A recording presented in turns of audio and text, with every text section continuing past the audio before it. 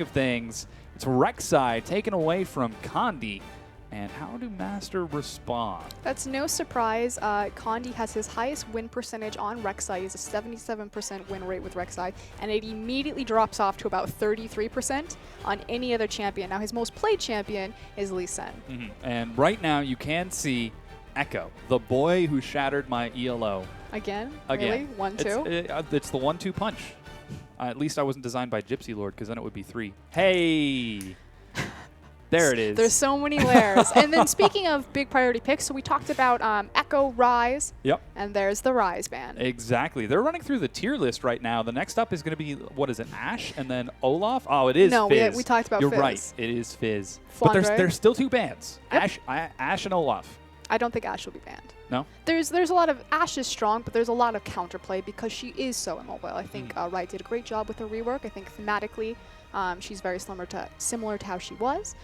A lot of damage output, but it's compensated the fact that you just can't get away from anyone. Yeah, and last up, it's Sivir and an immediate Kalista ban from Master. They weren't even waiting to see whether that was Sivir. They had that Kalista prepared for Deft, and on the other side, SMLZ not going to be on that very, very strong Sivir. That's a bit interesting.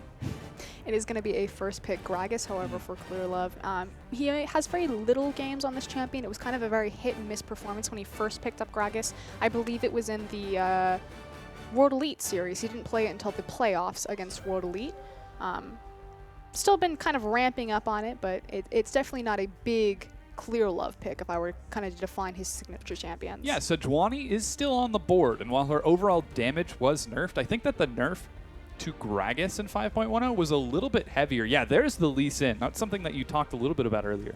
Yeah, he has played 12, or Condi has played 12 games on Lee Sin. His current record is 4-8. Now compare that to Clear Love's record on Lee Sin, which is 16-0.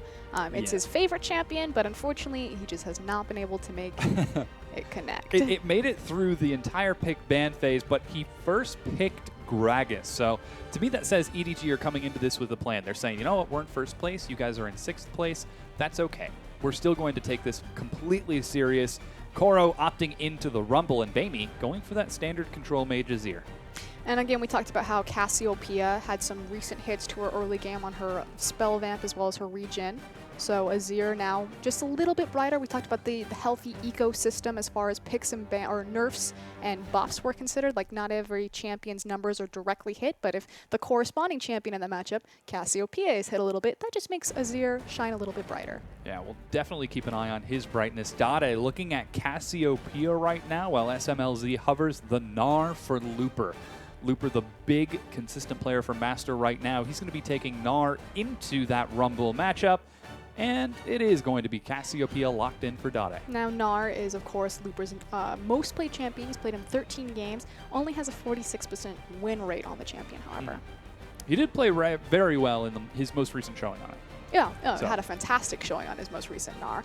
Thing that I also want to point out is in response to seeing the Cassiopeia on Dade, Baimi immediately changes out his barrier for the cleanse. And cleanse is very important against Cassiopeia simply because you cleanse the dot. It's not about the petrifying gaze, it's about her poison. Because if you cleanse that, especially when the Twin Fang is midair, then she can't get the reset on the Twin Fang, and it's the difference between a 1.5 second cooldown and a 7-second cooldown on her highest base damage ability. And that will be the Twin Fang damage. Coming across from the other side, EDG taking a look at Jinx for Deft and Nautilus. If the stats remain true, then this means that EDG has won because Deft is undefeated on Jinx. Yeah. 17-0. An amazing win record on that Jinx, and this puts a little bit of pressure onto Masters. It's a very scary, and it fits very well. Now, EDG has always had a very strong pick with Jinx, even formerly when their ADC was Name as opposed to Deft, and they just work so well with the control. The space control to allow a hypercarry like Jinx to kind of pop in safely and do massive amounts of damage. And of course, joining her in the bottom is going to be Nautilus. Yeah, and that's SMLZ just locked in a Quinn. He's done weird Masters things. 3.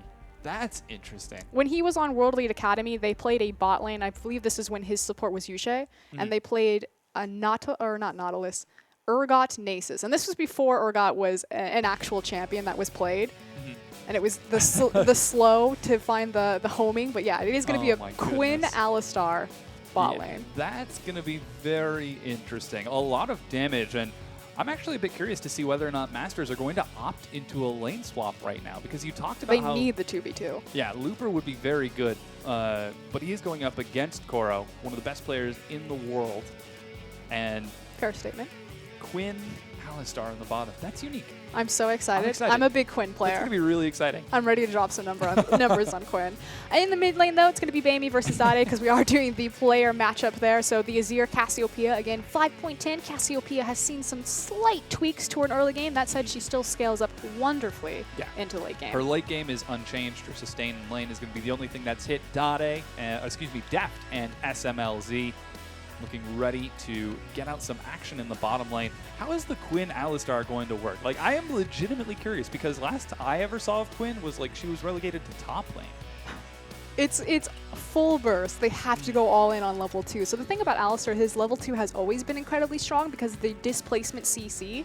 And likewise, his auto attacks actually do a surprising amount of damage, even post 6 when he has his ultimate, he gets like a free BF sword. But the level 2 Quinn burst damage on the level 2 Alistar all-in, that's what they need to look for, which means that they need to look for that 2v2. Yeah, so that will be Deft and Mako with the very squishy Jinx and a little bit of CC on that Nautilus. I'm really interested how the early warding is going to go out, because you mentioned they have to get that 2v2 because of how that Quinn matchup is going to work out.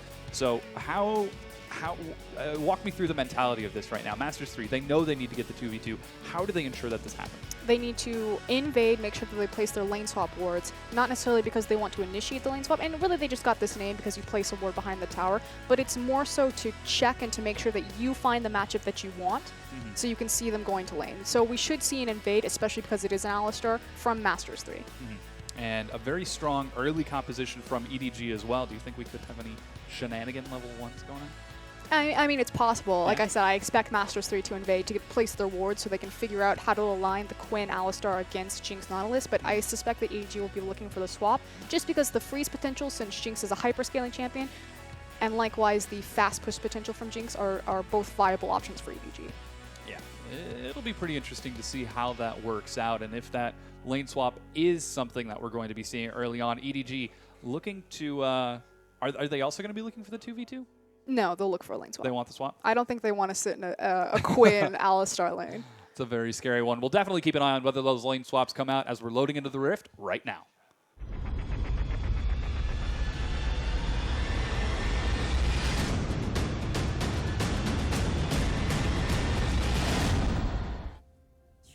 And we have now loaded onto the Rift. Hello, everyone. This is the LPL English broadcast. We're finally into our first game of the day. It's EDG versus Masters. And your eyes do not deceive you. That is Alistar Quinn in the bottom lane. And we talked about the importance of a lane swap, of Masters getting the 2v2 and EDG not getting into that 2v2. But right now, it looks like EDG are opting into it, as they're going to start helping out Gragas with his red buff. And then they're going to head right back down.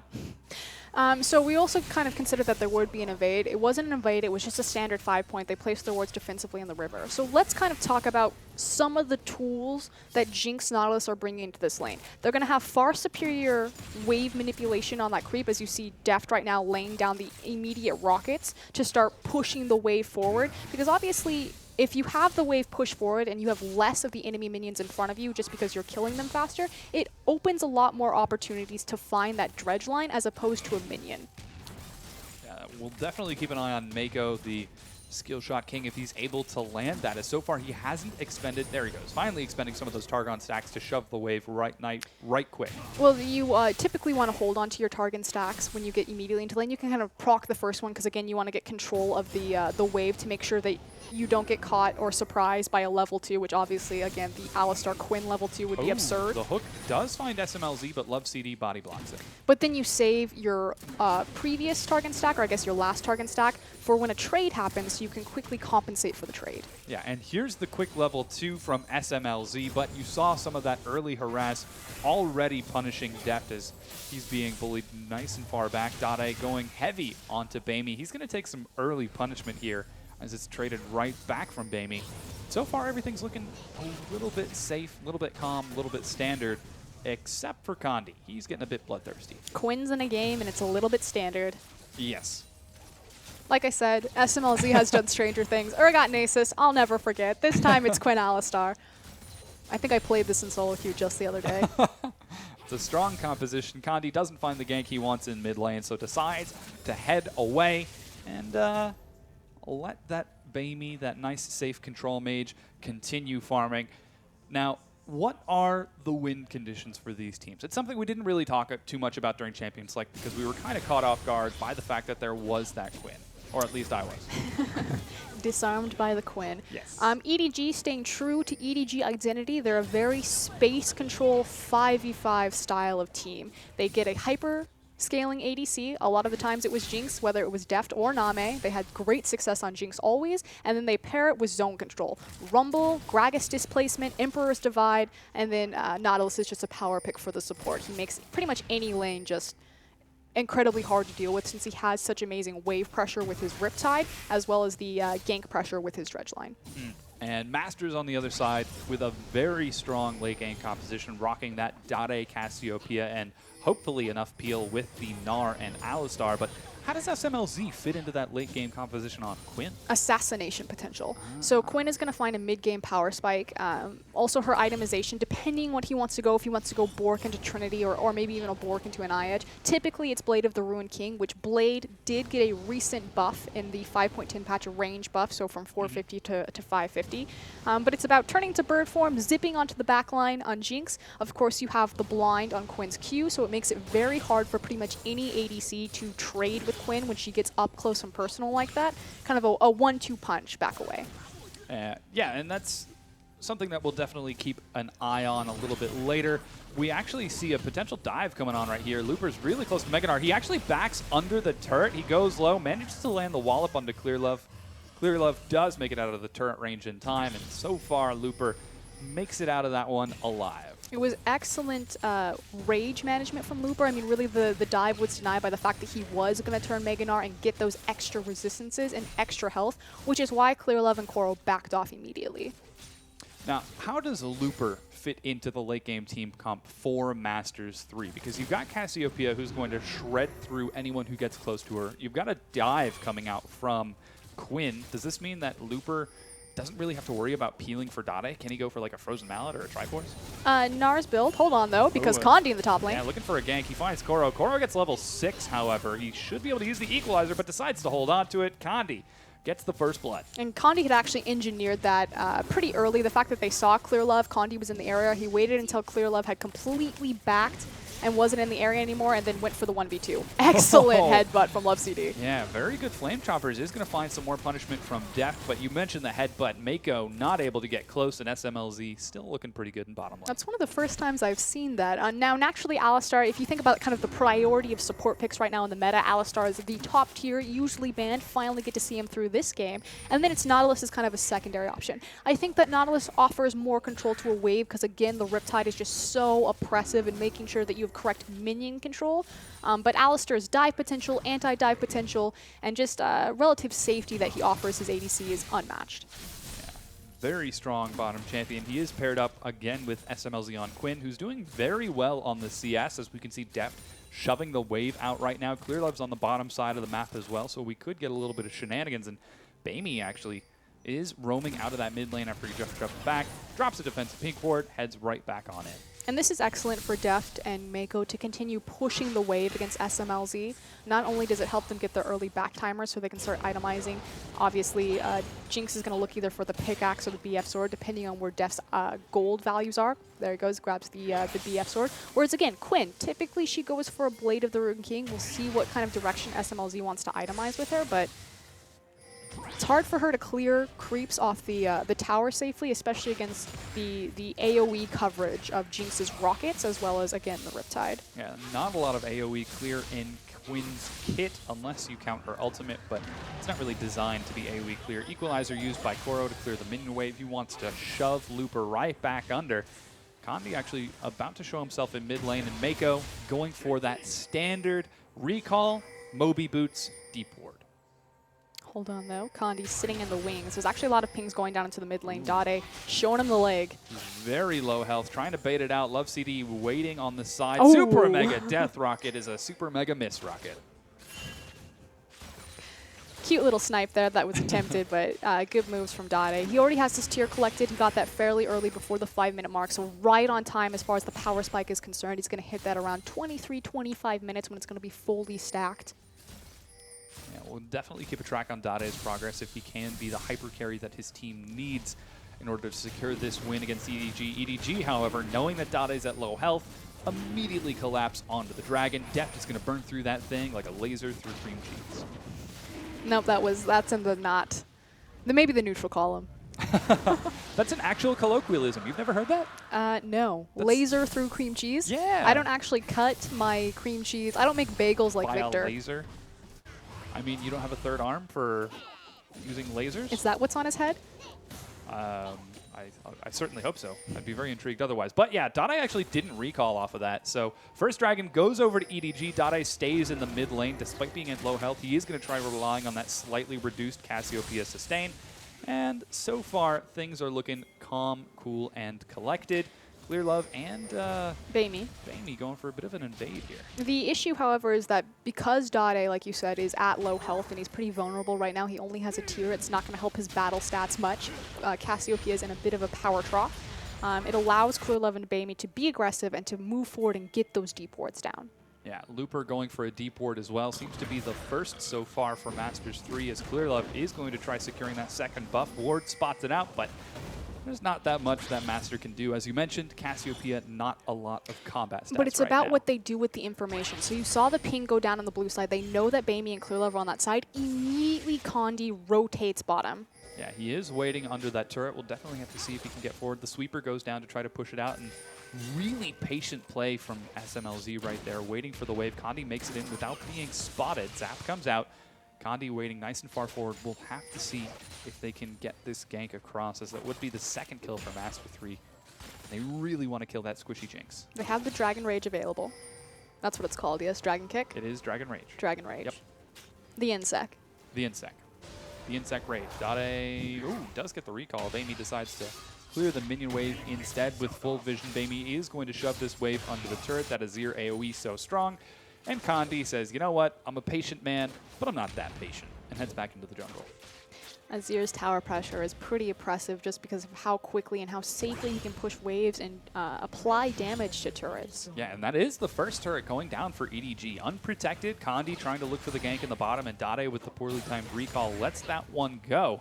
And just like that, you suddenly have a lot of potential for Baimi to roam. Now, it's not something he's done before, but I think it could work pretty well with this composition. And unfortunately, Masters3 just kind of fumbled their momentum there. They had some information they saw where Clear Love was across map, tried to make a play happen in the bot lane, didn't get anything for it, and lost to mid tower.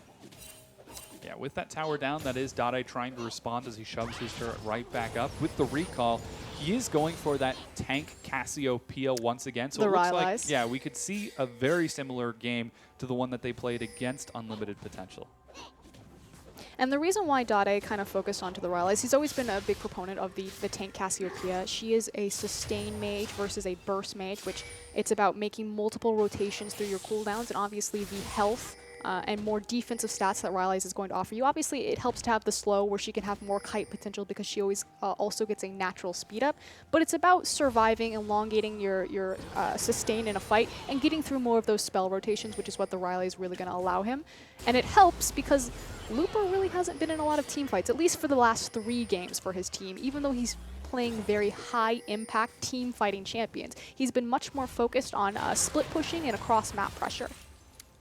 And interestingly enough, that's been working out rather well for Masters, as they have won those past 3 games with the Looper split push. However, this time we'll definitely keep an eye on his progress if he's able to pull it off. Well, a lot of it has been on the back of the fact that Dade manages to make himself so tanky, and again, he kind of fills both slots of I'm the tank and I'm the mage. Ooh, Clear Love looking for a roam top. Baimi actually going to follow up behind him, but Looper's Gnar sense is tingling, managing the rage bar rather well. Hopefully he doesn't proc it too soon. The red buff is being taken by Baimi, but Looper, oh man, great sense right there. Gets the ward in, sees Clear Love, and gets out safe.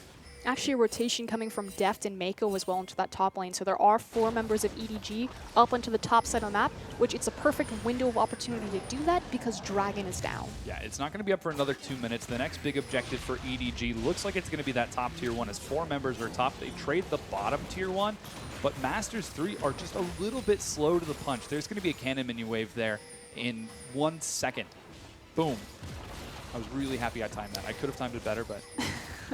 5.10, Jinx's attack speed has been changed so it scales more appropriately with her level as opposed to just being a massive buff early game for her. They do end up trading tower for tower. So technically not an awful trade for Master3 because as far as global gold is considered, they got exactly what they wanted. It's now the question of where are EDG going to rotate the resources with Dragon spawning in 1 minute and that setting up for the next stage of this game. Yeah, EDG, this is actually pretty textbook for them. They take that top tier 1, shove the wave under to make sure Looper has something to deal with. Here comes a quick recall. Actually, no, the recall is canceled as Deft and Mako are going to clear out that Scuttle Crab, and I'm sure any second now we're going to see them head down. Well, this is also why we've seen a change in itemization as far as the AD carries are concerned. They're not finishing their Infinity Edge as quickly as they would have normally. They're expending their gold and finishing their boots. So it's about grabbing that pickaxe, grabbing that BF, so the flat AD, so you can push down towers more effectively, because obviously with an Infinity Edge, you can't crit a tower. Oh, looks like they're switching things up this time. Looper, his Mega Dart just falls off. Snare locks him down. The Flame Choppers aren't going to catch him, but Deft still follows up with the kill. And just like that, Looper's dead.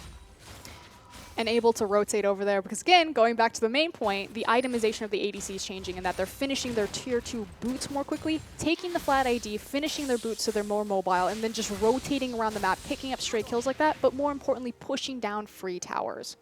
Yeah, we do have Dragon spawning right now. Masters aren't in position for it. Looper's going to be up in 6 seconds, and he's got his teleport, so Masters want to contest this. They might lose some big damage on that top tier 1 as Deft is shoving as hard as he can. Though this looks like it's going to be the first Dragon unless Clearlove can get a steal. And yeah, it's secured. Masters get their first Dragon. That said, Looper is trying to make his way to the top lane, but Jinx is still so devastating to a tower when left unattended in a lane. Takes that second tier top tower for free. Yeah, what an excellent play from Masters with that tier 2. That's going to keep Looper locked up in that top lane. Dade finally gets a blue buff as his second was stolen away from EDG, and slowly but surely the ward line of EDG creeps further and further forward, and Master3, they just want to make it to late game, man. And this is what you see happen. So they've opened up this elongated farm lane, although as they shift Deft and Mako back down towards the last standing outer tier tower. I was going to say, they opened up this elongated farm lane for Koro in the bot lane, where he's just picking up free CS, free experience. Obviously, the level 11 Rumble is much more potent than the level 10 because he gets 2 points into his ultimate. So we just saw that top tier 2 turret going down. Dragon's off the map. There are still a lot of forward wards for EDG. What's next for them? They've got some pretty scary damage. Morellonomicon is finished. The IE now finished, and even Koro is starting to look pretty scary on that Rumble. Moving Deft around and responding appropriately to tower pressure is what they're looking for. They move their ADC and their support down there because they want that last standing outer tier tower. And then again, they move Koro to the opposite side of the map because he has his TP available, and so he can just continue to soak up free and solo EXP. With that, Koro is going to catch a wave as Looper shoves it under. Still hasn't quite used that teleport just yet as Master3 are looking for some sort of weakness, some sort of crack in the EDG armor, but instead they only show their own as Deft looks like he's going to shove up in the bottom, and with 3 members down there, they might take this last tier 1 turret. And that was kind of the question, is how would Beimei affect the identity of EDG? Obviously, he's not the big flash, draw attention to the mid lane and allow Deft to kind of run rampant. He's still more of that control, kind of follow along with the team as opposed to Pawn, but it's working out perfectly for them as EDG continue to rotate Deft around to free objectives. Yeah, excellent shot calling out of EDG as they have now secured 4 turrets 17.5 minutes into the game to Master3's 1 turret taken. And it is, again, even in Dragons. We're going to have to wait for that next one to spawn before we probably see any major team fights. Looper continuing to shove in the top lane and answer with something, anything, to sort of stem this hemorrhage that EDG have opened in Master's side, but he's not able to take it. There's no real reason for Masters3 to fight a full 5v5 right now. They're more so looking for skirmishes just because Condi is on this Lee Sin pick. Lee Sin is very powerful in a small skirmish as opposed to a big full 5v5. Yeah, and even with Condi's build, he's gone for a Warriors And he does have the first blood of the game, but he just hasn't really been able to make any of his ganks pay off. EDG seem to have a sixth sense for where Master3 are at all times. They've got great ward coverage, and likewise, they have a Ruby Sightstone already fully upgraded. So Mako really prioritizing getting as many wards on the map as possible. Now, obviously, the Ruby Sightstone doesn't grant you more wards than the normal Sightstone. It just allows you to get more recharges, and that kind of fits to, again, EDG's rotating def style. Mako will walk into an area, he'll set down some wards, and then as soon as he's done in that area and they're rotating def, he'll immediately, instead of wasting another back because he has the Ruby Sightstone, just place down more wards. Yeah. Another layer of wards creeps into Masters jungle as the ward line has fallen back just a little bit. Masters3 looks like they might want to put some pressure on the top lane. Mako and Deft are waiting in that brush to catch the minion wave as it is about to be shoved in. Let's see if anything happens as Clearlove looks for a counter gank. Have to be very careful. The dive potential with Gnar, Alistar is still very potent. That said, Looper doesn't have a lot of rage stacked up, so it could be very dangerous. Yeah, we'll definitely keep a track on whether or not that dive works out. And so far, this looks like it's EDG's game. They've got complete control over the map. They are shoving the turrets that they want to. They're taking the objectives that they want to. The only thing they've missed so far was that first blood and that first dragon. What's really concerning for me as far as Masters3 team composition is this Quinn pick again. We talked about how Quinn is going to have a massive power spike at level 2 with Alistar. That said, Mako and Def did a fantastic job making sure that they got the priority push on initially into the lane to kind of deny them that level 2 surprise.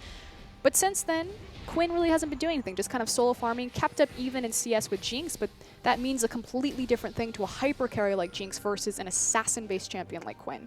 Yeah, and EDG opted into that matchup. They picked into that lane. They didn't look for the lane swap. They knew from the beginning that was something that they wanted to do. And so far, it seems like EDG are playing this all according to the plan. Much like play-by-plays have their yellow legal pad, EDG seems to be following their checklist step by step, just ticking off boxes. I see. The thing that I'm curious that this could possibly open up is a 1-3-1. So typically when Zed's picked up, you see a 1-3-1 because you have the split push potential once he has his Blade of the Rune King because of his assassination potential. Quinn has incredible mobility. Likewise, she will have assassination potential still on Jinx because, again, she has the blind in the 1v1 duel. So we'll see if with Looper's split pushing natural tendency, if maybe we'll see Looper in a top lane and SMLZ kind of off on his own in the bot lane, or mix it up that direction. Yeah, we'll definitely keep a track. So far, SMLZ has not had any crazy assassinations. Mako contesting every single ward that Master are trying to drop forward. And take a look at the vision for Master right now. It has fallen back to a completely defensive stance as the pink wards are being used to protect their own jungle from any invades from EDG while they're continuing to buy time for their assassin and late game hyper carry. But so far, it has not quite yet paid off. Now, Dragons just respawned. I like how Quinn gets to be an assassin now. SMLZ is like, I gave up on the AD carry road a long time ago. I want to see him bird in. Yeah, he's just going to play Zed bottom lane now. Oh, that's why Echo was banned. You can't play AD carry Echo. Now, Dragon has spawned. It's 20 minutes in. Baron's on the map as well. EDG almost find Looper out of position. He did just use Mega Gnar, so he's got to start stacking that rage up once again. Some pings going down as Masters look for the pick, but it's Love CD who's caught. He gets a good knock-up. Condi with the Dragon Rage forces the disengage, but that's a Dragon Rage burn. Flash comes out as it turns into a full fight. Looper doesn't have anywhere near Mega Gnar. Dade goes in. SMLZ trying to run away from the equalizer. This is now Condi and Looper running away. Love CD with a huge knock-up, but there's just no follow-up. EDG have killed 3 members so far. They're able to zone away the remaining 2. They're going to take this dragon. So effectively, Master3 just couldn't get on the same side of the fight. Unfortunately for them, yeah, they had 2 members picked out, Looper as well as Love CD, but unfortunately Looper had no rage stacked up. He wasn't able to get into Mega Gnar form to maybe look for a massive CC chain, and one after the other, EDG just ripped through Masters3. Yeah, the damage on Deft and Bamey is incredible. I mean, the Luden's Echo, Morel, and Omicron just shredded through the lack of magic resist on Masters3 and did some serious work. Now, with that dragon secured, that looks to be a pretty scary position for Masters, and I'm actually remarkably surprised that EDG didn't go for the Baron. That's something that they've done before, especially with Deft so strong, and the Azir for shredding through, but here's a breakdown of that fight. So we're going to see the replay again. Looper's going to come from the backside. It's initially Loveseed that's caught up. He's going to not proc his ultimate yet, but he's just going to walk away. Here's the big thing, though. Looper immediately caught. You see he has a very little rage bar. The Petrifying Gaze does land perfectly onto Coral, but lands on him when he has his Flame Spitter up, so he's able to continuously output damage. So unfortunately, they just couldn't follow up any sort of CC lock. Yeah, and with that, EDG increased their kill lead to 4-1. Dade's caught out here. Unfortunately, that tank build is only going to buy him time as the CC comes out. Equalizer to force the disengage. This is some damage from Bamey as he goes in. Looper teleports from behind. Clearlove, however, has killed Dade. Is SMLZ going to be the damage that they need? Deft gets the reset. He manages to land a crit, but SMLZ does get out of there alive. This is a fight in front of the Baron pit. So far, 3 members have gone down. Looper looks like he's about to go down as well. He's taken so much damage from Bamey. He drops, and all 5 members of EDG are still alive. They turned on to the Baron. And more important was the fact that Condi went down, so this is going to be a free Baron for EDG. Very early one, 24 minutes. And no one punishes like any team with Baron than EDG. Yeah, the Zap finds SMLZ. There's no way that he can steal that. I mean, I would have applauded the Herculean effort, but it was just too little too late at that point. 1v5 against EDG. And with that, they secure the Baron. They're not even going to recall just yet. They start the wave push. SMLZ showing how viable Quinn is with a nice score line of 0-0-0. He's doing well. He's actually up in CS by 2.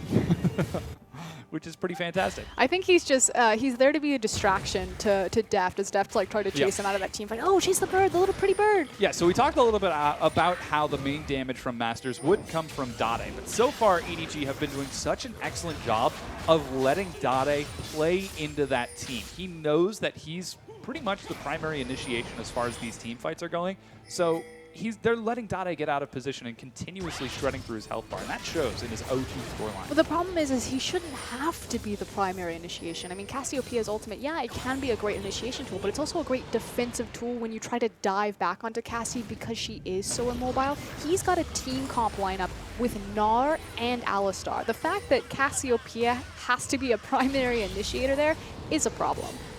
And so far, it's not been working out so far for Master3. They're down 8,000 gold, 1 dragon, and more importantly, that Baron buff. And the damage from Deft shreds through. He builds a Bilgewater Cutlass on top of that static Shiv.